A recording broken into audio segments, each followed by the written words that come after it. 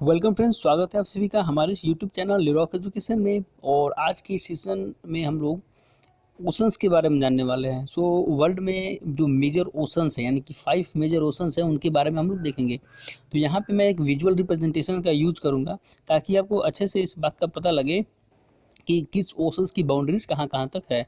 तो मैंने यहाँ पे सिर्फ इमेज ली हुई है, मैं यहाँ पे नरेशन यानी कि बोल करके आपको बताऊँगा कि कैसे ये ओशंस की बाउंड्रीज किन किन क्षेत्रों से घिरी हुई है।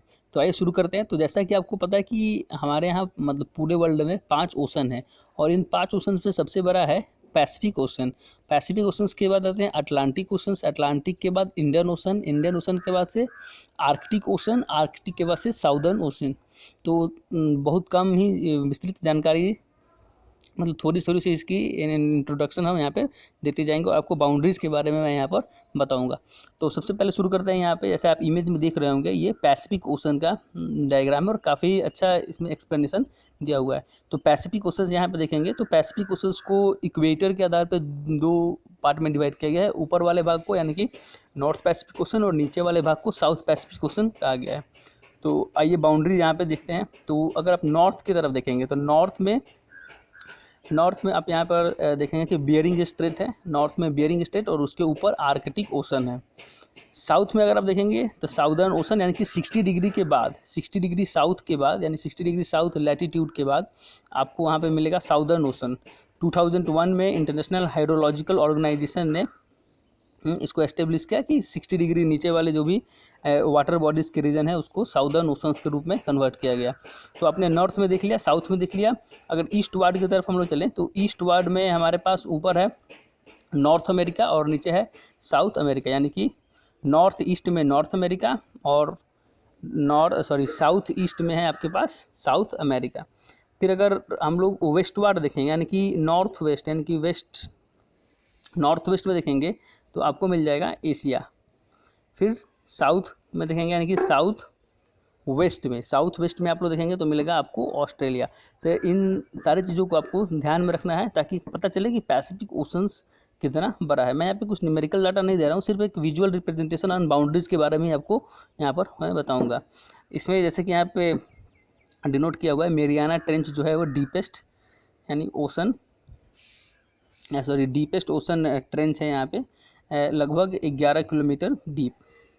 तो नेक्स्ट पे चलते हैं यहाँ पे इंडियन ओशन से पहले हम यहाँ पे चलेंगे अटलांटिक ओशन के पास। तो अटलांटिक ओशन जैसे मैंने बताया पहले कि पैसिफिक ओशन के बाद दूसरा बड़ा जो ओशन है वो है अटलांटिक ओशन। तो अटलांटिक ओशन में भी उसी तरीके से हमने डिवाइड किया हुआ है, यानी कि कन्वीनियंस के आधार पे आप नॉर्थ अटलांटिक ओशन या साउथ अटलांटिक ओशन इस तरीके से कह सकते हैं। तो फिर इसमें आप देख सकते हैं ऊपर जो है वो ग्रीनलैंड का इलाका, यानी कि नॉर्थ में ग्रीनलैंड और आर्कटिक ओशंस है। फिर नीचे आप देखेंगे एक्सट्रीम 60 डिग्री साउथ आप देख सकते हैं वो है साउदर्न ओशन। और ईस्ट की तरफ देखेंगे तो आप अफ्रीका कॉन्टिनेंट है और अफ्रीका कॉन्टिनेंट यानी ऊपर यूरोप।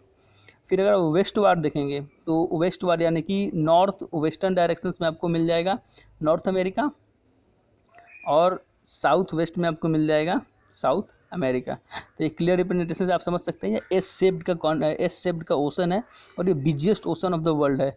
बिजिएस्ट ओशन इसलिए है क्योंकि मेजर जो कंट्रीज की कोस्ट लाइन्स है वो इसी ओशंस के पास आती है, तो इसलिए इसको हम लोग बिजिएस्ट ओशन भी कहते हैं। मेजॉरिटी ऑफ द ट्रेड्स इसी ओशंस के थ्रू होता है। फिर चलते हैं हम इंडियन ओशंस के पास। तो इंडियन ओशंस जैसे आप इसमें यहाँ पे इमेज देख रहे होंगे, इंडियन ओशंस पहला ऐसा ओशन है जिसका एक कंट्री के नाम पे इसका नाम है इंडियन, यानी कि इंडिया के नाम पे इसको इंडियन ओशंस रखा गया है।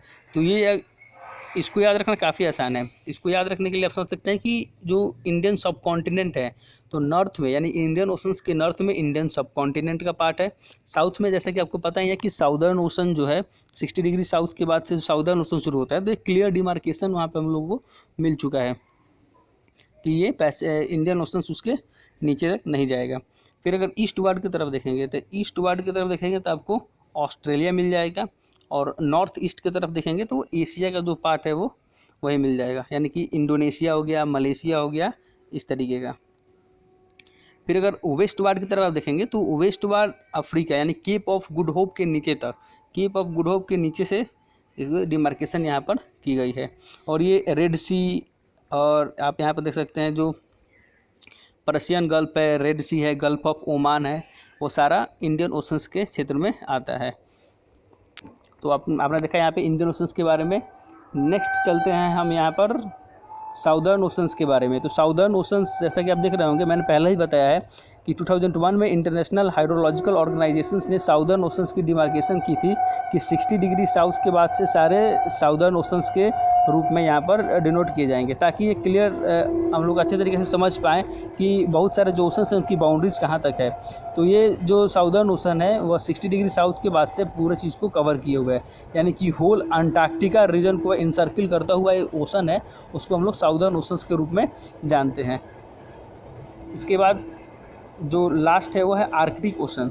आर्कटिक ओशन नॉर्थ पोल की तरफ है, नॉर्थ पोल की तरफ आर्कटिक ओशन आपको मिलेगा। तो आप इस तरीके से समझ सकते हैं कि Atlantic ocean, Pacific ocean, Atlantic ocean और पैसिफिक ओशन से ये मिलता हुआ रहेगा। ये हो गया आपको नॉर्थ पोल की तरफ आर्कटिक ओशन, और नीचे 60 डिग्री साउथ लैटिट्यूड के बाद आपको मिल जाता था साउदर्न ओशन। तो एक क्लियर अंडरस्टैंडिंग आपके मन में यहाँ पर डेवलप हुई होगी इन इमेजेस को देख करके कि किस ओशंस की बाउंड्रीज कहाँ कहाँ तक है, और कुछ जो इंपॉर्टेंट फैक्ट्स थे या थोड़े से हल्के फुल्के फैक्ट्स थे मैंने आपको यहाँ पर बताया हुआ है। So hope you enjoyed this video. Thanks for watching. Do subscribe and like my videos.